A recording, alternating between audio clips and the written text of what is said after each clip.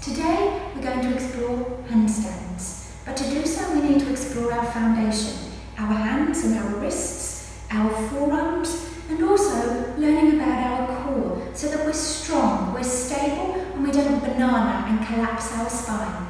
Let us start on hands and knees, spreading the fingers wide, hands underneath shoulders, knees underneath the pelvis. Subtly, let's see if we can rock forwards and backwards. And you'll feel here the forearms, all of the tendons here being slowly stretched. This is extension, quite a deep extension through the wrists. Just breathing and softening, slowly lengthening through those forearms.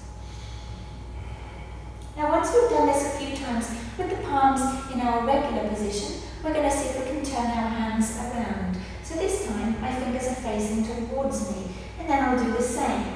This time it's easier to come forwards and harder to come backwards. Just breathing, just softening. You can even play with the elbows here. That deepening of the elbow bend will deepen the stretch in the wrists.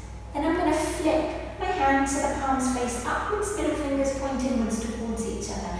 And now we come to a lovely flexion, a stretch through the backs of the wrists. And here I'm rocking gently from side to side. Now having stretched into the wrists a little bit, I want to give them a little bit of a shake just to help release. So as we do this, just gently feeling into both hands and actively flexing and slowly extending through those wrists. Extension, flexion, extension, flexion, extension, flexion. To access here a little deeper my forearms, I bring a hand to the floor in front. Take the forearm across, and then I'm going to use my knee to slowly massage here. Can you see the fingers of my right hand slowly curling inwards? This is I isolate each tendon, they'll curl inwards. And it's quite nice to just hang out wherever you need that extra bit of release, just softening and slowly breathing into it.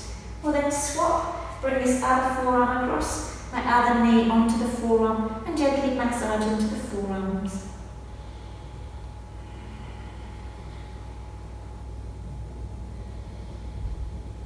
And then I want to work a little bit on the core strength that we're going to need to hold our handstand.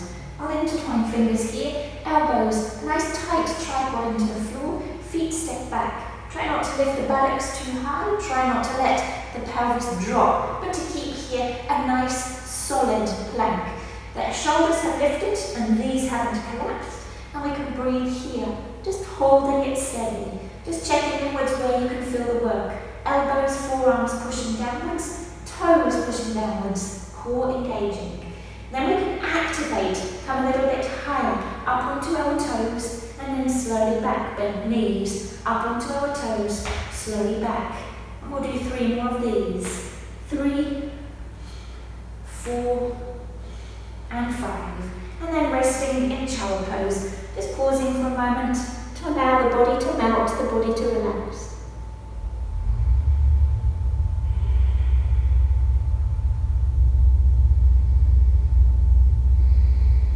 I'm going to use a wheel for the next shoulder opener. So I'm going to slowly turn around and rest the wheel into my back. And I can lift up using my feet, my legs to control the wheel. Now when we come over here, you can start to feel different parts of the spine. I don't so much like it in the lumbar. I don't even like it in the mid. I quite like it when I'm up here in my thoracic spine. And I can gently roll into it, using the feet as the arms reach overhead to roll backwards and forwards, just slowly massaging through this upper spine. And then slowly lengthening here, you might find you even want to reach and see if you can hold onto the wheel. Then slowly rolling forwards and backwards a few times, just feeling through here, the latissimus, through here, the triceps, gently starting to open. If you're fairly comfortable here, you can have a go at bringing the elbows down towards the floor and possibly even then straightening the legs and breathing here.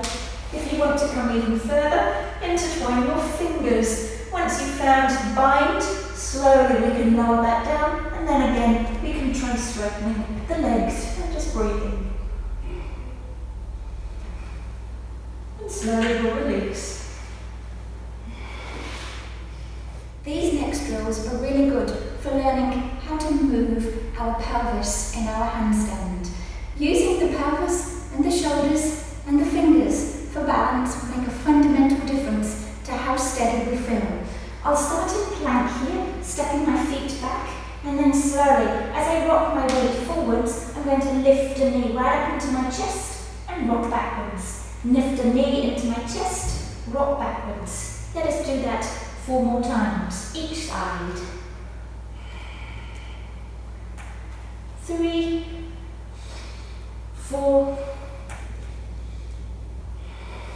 5. Now I think we're ready to start our handstand. My favourite way is to use a bolster leaning into the wall.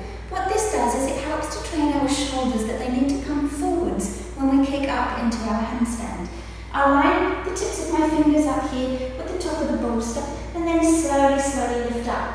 You can see my shoulders are back, and this is where a lot of us want to kick or jump upwards. So what I need to do here is to take the back of my head into the bolster, which is drawn my shoulders forwards. And then I can practice here with the back of the head into the bolster, doing little jumps upwards. And you might find after a while, you can find the balance point. And as I jump upwards, and then slowly practice finding here the balance point, we can then start to see if we are able to hold and breathe. The challenge with this is that the shoulders tend to often come too far forwards. So now we need to learn how to bring the shoulders back again. For this one, I don't need the bolster, I just need the wall. Same pose, but I'm going to turn around.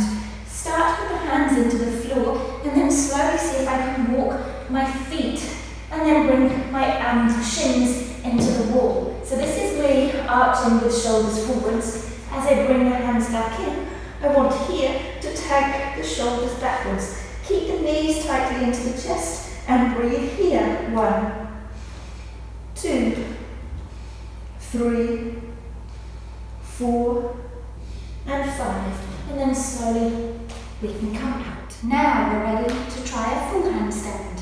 So as we do this, there's so many different ways that we can come up into handstand. We can kick up with one leg. We can float up, taking one leg to the side. We can jump up with both legs, or we can float both legs. The easiest way for most of us to access a handstand is to kick. As we kick, remember, we're taking our shoulders forwards, our knee is staying up and towards our chest, and we're just going to have a play, kicking our leg, knee into chest, kicking our leg, knee into chest, and then we can try kicking leg, knee into chest, coming a little higher. Swap sides, kicking our leg, knee into chest, kicking our leg, knee into chest. Try kicking all the way here and slow it down. Another way is to add a little bunny hop. So let us try here. Lightly trying our bunny hop, remembering all of the techniques that we've learned. Keep the shoulders forwards, keep the knees into chest, let the head drop. The gaze will start here in a tripod where we start to use our fingers and then slowly the head will drop. Let us have a go. Light jump upwards, back down. You can see my gaze in the tripod. Light jump upwards and back down. But now we're going to try and drop our gaze and slowly take it to this wall beyond. Upwards we float, then I drop my gaze. Let us try again. Upwards we float, then I drop my gaze. Now this time I want to float upwards or jump, drop my gaze and see if I can hold it.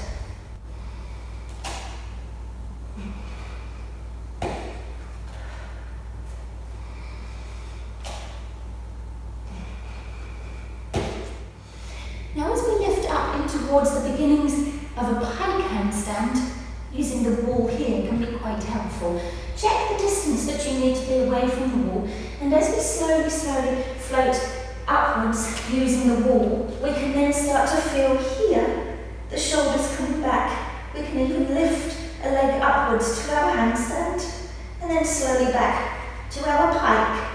Back up to handstand, and slowly backwards to our pike. See if you can breathe here, shoulders coming back, slowly drawing in the rib cage.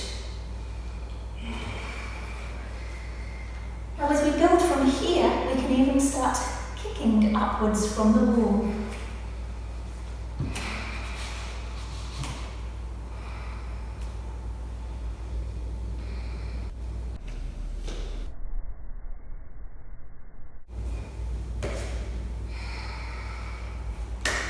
Namaste. Thanks for joining me.